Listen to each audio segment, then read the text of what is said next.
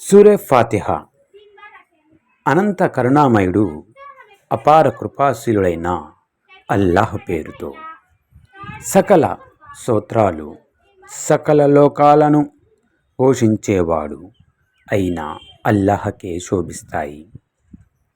ఆయన అత్యంత కరుణామయుడు, అపార కృపాశీలి, ప్రతిఫల దినానికి యజమాని.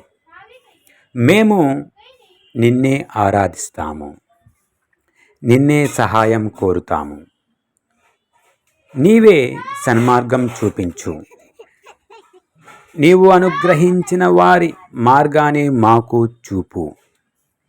నీ ఆగ్రహానికి గురైన వారి మార్గాన్ని, పెడదారి పట్టిన వారి మార్గాన్ని చూపించకు.